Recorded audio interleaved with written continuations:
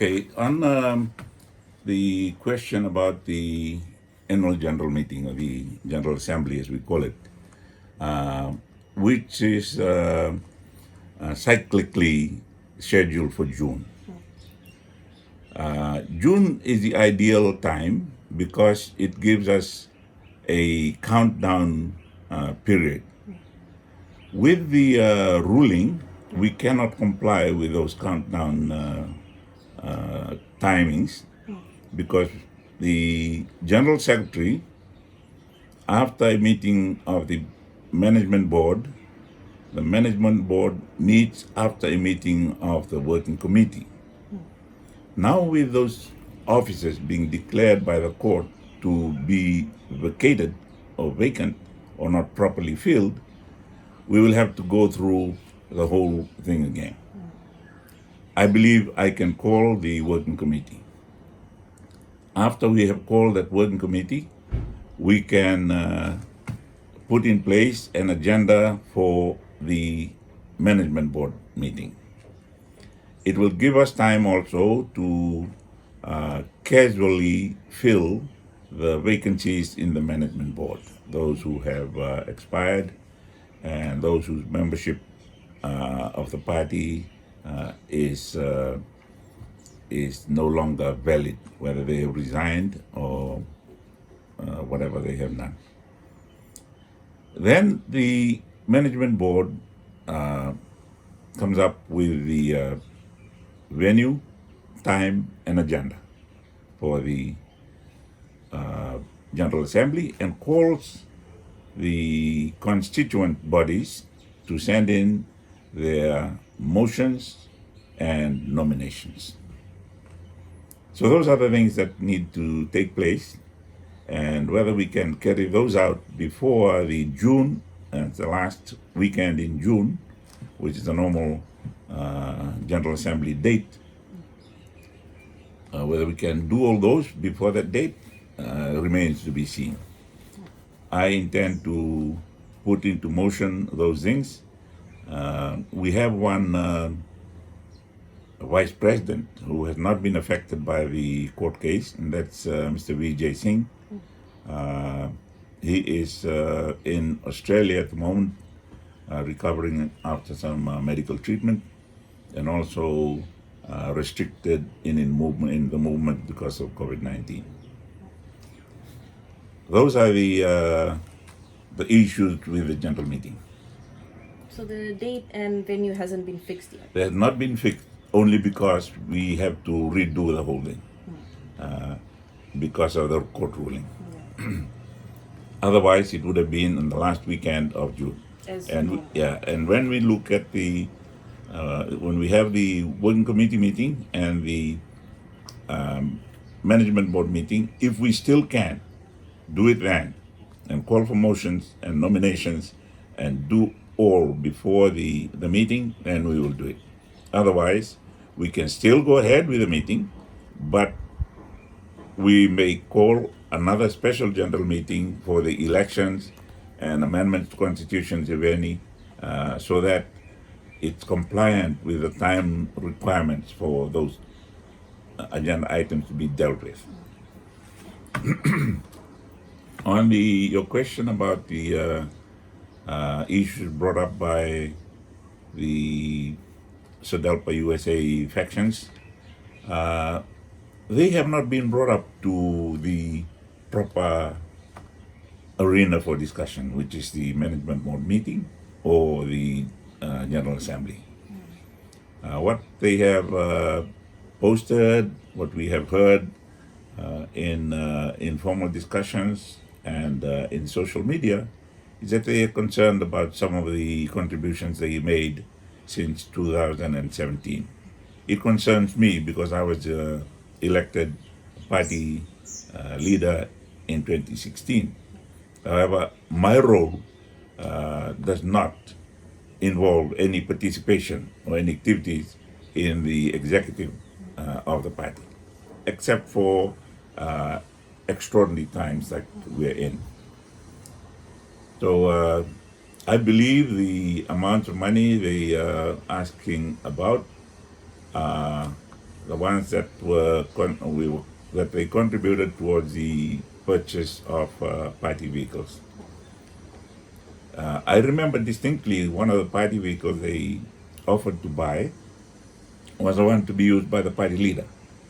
And I said, no, I'm okay with the current one. But if the party wants to buy another one, I do not believe it should be specifically for the party leader.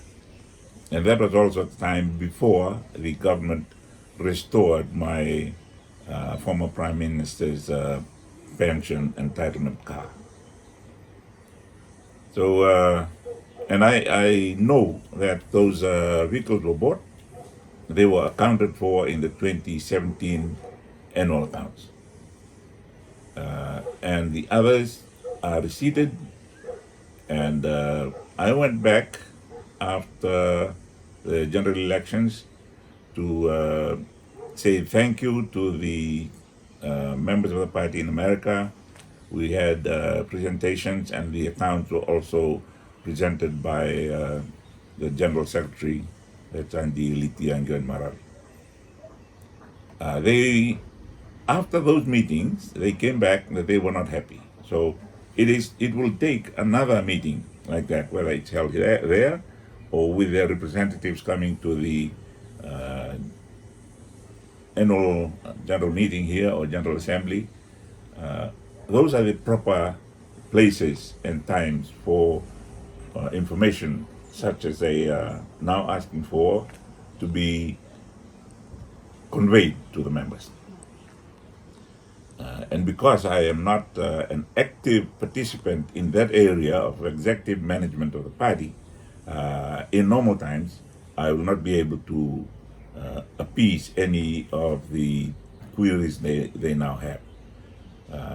My main concern now as an office bearer not affected by the court ruling, nor the General Assembly held in Sapsavu, which now has been ruled out by the court, I can take some actions in between the court ruling and the next annual general meeting, and I intend to do that.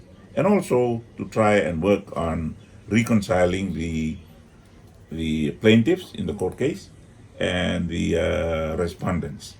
If we can do that without going to appeal, although I had said that we would appeal, I find that I'm not personally affected by an appeal. My position is still there. I believe I can use my position now to try and bring the factions together, the parties together, so that we can sit and talk without going through the court. I know because I will be needing a lot of money for the campaign. I'm involved. My role involves getting the party ready for election, and I need a lot of money for that. At the moment, I know we're running short of money, and our contribution from the members of parliament towards the party just barely enough to maintain the party office going. So my best interest and the best interest of the party from a financial point of view is not to have an appeal to drain party financial resources. And in regards with the split in the Sodelpa USA one, so. Oh yes. I didn't know there was a split. I do not even know how they are organized, whether Sodelpa USA is one or Sodelpa Burebasaga USA is a different entity from TOVATA Sodelpa USA. So those are the things that I will need to look at. But I have, when I saw the email and read the language, I believe there is a lot of dissatisfaction. I do not think it's a split. A split would result in people leaving the party and joining other parties or forming new parties. I think there are dissatisfaction within the party that can be resolved within the party. And it may involve some of the office bearers being disciplined or being asked to go and explain themselves to the other parties. As you know, sir, there was an email sent by Andi Asenada to Andi Litia in regards with the dissatisfaction and in regards with the funds that they needed the acquittals and evidence for. Would you be aware that if Miss Andi Lithia has responded back to them? When that came, I think, and that was probably before the court case, when Peter Wangatairewa was, according to our belief, was Secretary General. Whether he responded or not, I don't know, and whether the request was a personal one from Andi Asenada to Andi Lithia in her previous capacity as Secretary General of the party, General Secretary of the party. And would you like to say anything else in regards with this? Because this is a really important issue that that needs to be resolved before the upcoming election. Yes. So Yes, it is very important. And if I continue to play this role as a mediator, moderator, and also as a semi-executive in my role as party leader, as far as the party leadership is concerned, not only in the preparation for election but also in the general administration of the party, then I will have to